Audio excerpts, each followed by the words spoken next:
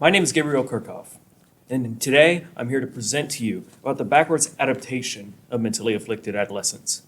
And I'm here to talk to you about how we can abate the suffering of the mentally afflicted individual. This presentation as a whole is about stigma and how it affects people, especially those who are mentally afflicted. I was inspired to pursue this research as I speak from experience. I am a mentally afflicted individual who is one of the more fortunate victims of mental illness. I was inspired even more after I got my initial research done, and the findings I came across were just appalling, which inspired me even more to present this to you today as an important topic. So what we need to know from our secondary research, we need to know what stigma is. We need to know why it's important. Why is it important to the conversation around the mentally afflicted? Where is it present in society? At what levels? How much so? And how prevalent is mental illness and affliction in our modern society? For our definitions, we will use this definition of stigma. There are two kinds, public and self.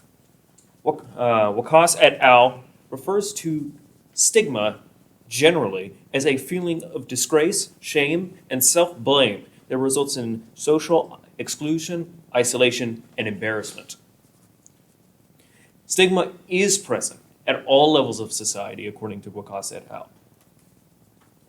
And adolescence is a crucial psychosocial development period, which makes it a crucial intervention time for catching and intervening in mental illnesses.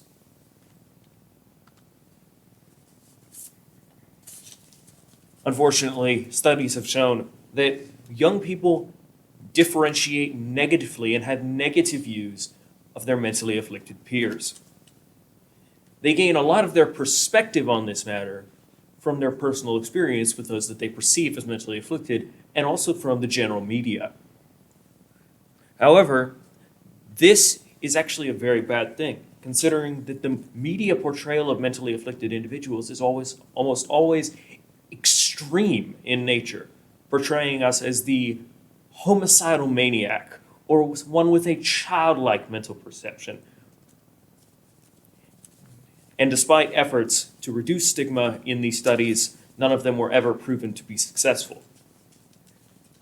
And further research proved that negative feelings towards these individuals can set in a child as early as age 4.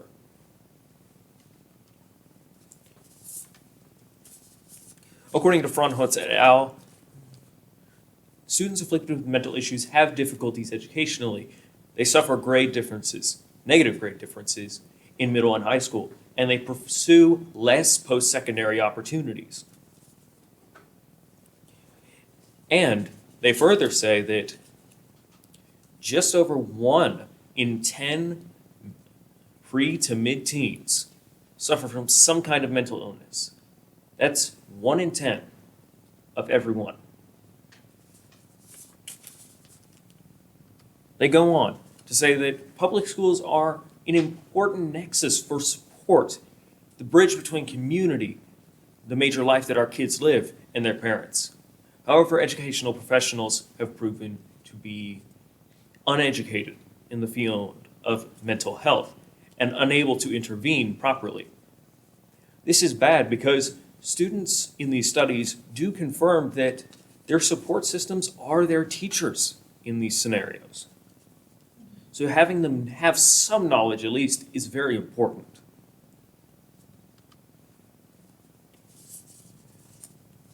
So, another few things we know is that private professionals such as psychiatrists and psychologists have said that the lack of help that students are receiving in their schooling, because of how prevalent schooling is in one's life at that age,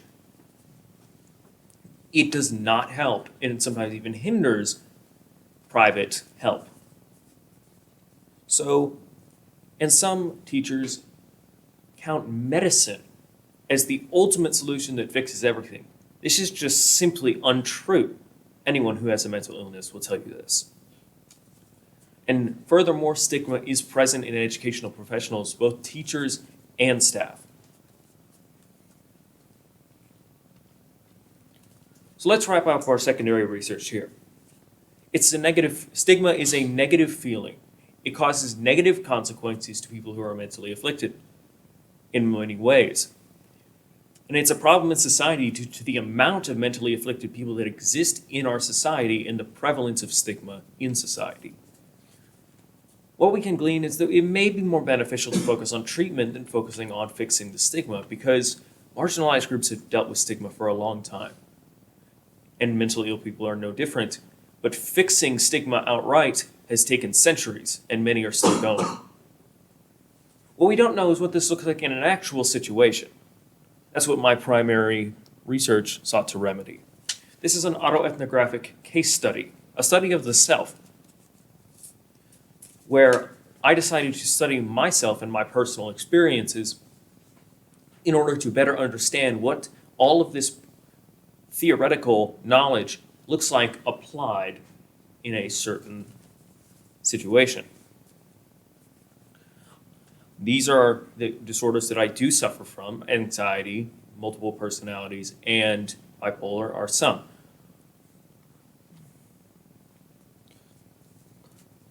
So the first event that we're going to talk about is around 2009 to 2015, the time period. Something where I was about in 3rd to 7th grade, and I experienced a lot of harassment and profiling from my peers.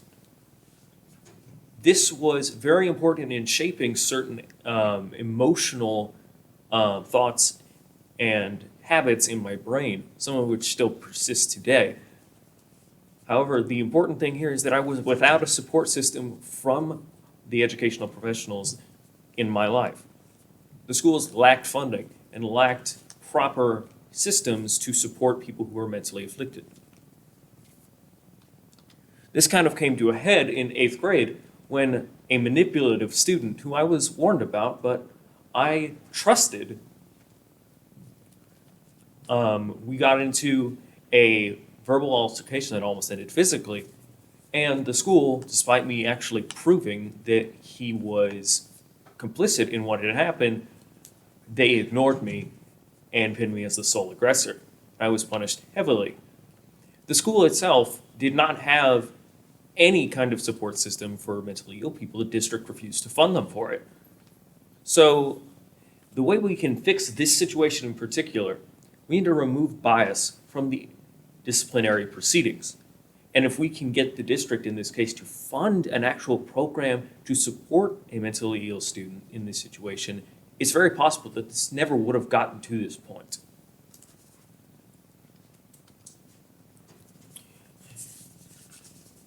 In 2019, I dropped out of 11th grade. High school was bad because everyone knew me from my previous schools, and everyone viewed me as a mentally ill freak that no one really wanted to talk to me, even though my mental health at that point was much better. I decided to get out of high school, move on, and I went to college at San Jacinto. However, I immediately failed. At that point, I was very directionless. I was very unsure of what to do with myself. However, one teacher at a private music school saw my passion for the subject, and he all but pushed me to apply to college in the mainland under a music degree. This was the turning point that set me on the path to success.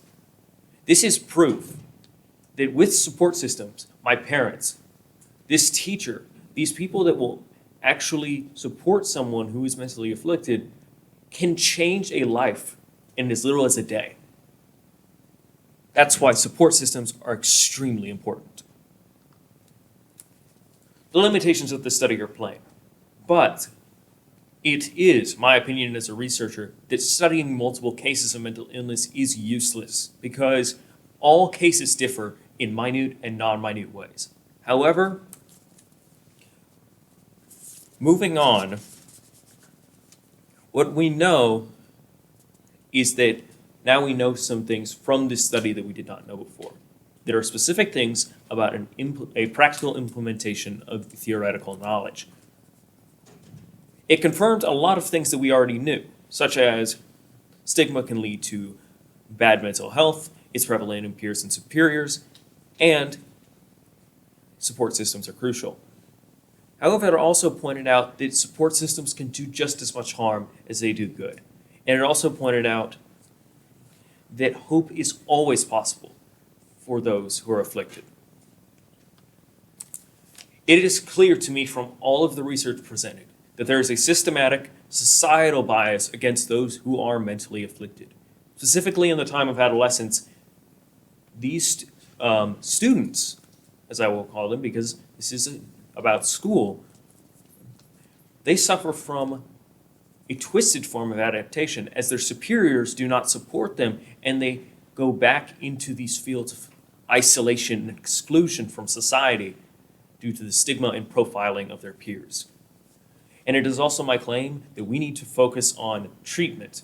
And if we can solve the treatment problem, the stigma problem will come easier. First, we need to promote this as a relevant issue in educational circles. If we can do that, then the educational system can realize that there is a problem here. Second, we can add training. We can add classes at the graduate and undergrad levels, and we can also add trainings for teachers and staff to remove bias, because it is also my belief that a lot of this is ignorance. It's not willful ignorance. It's simply there's no knowledge that these teachers have. And if we can educate them, we can alleviate a lot of these problems. Finally, this issue needs to be taken to the general public. Adolescents or not, choosing between people just based on a medical diagnosis of any kind is discrimination. Mentally ill people are a marginalized group, and they, unlike other marginalized groups, have suffered for their position. However, while other marginalized groups in the past century have started to take strides forward towards equality, mentally ill people have barely taken any steps. It is time for us to finally implement solutions in this 21st century where opportunity is rising for mentally ill people and afflicted people to take their first stride towards ultimate equality. Thank you.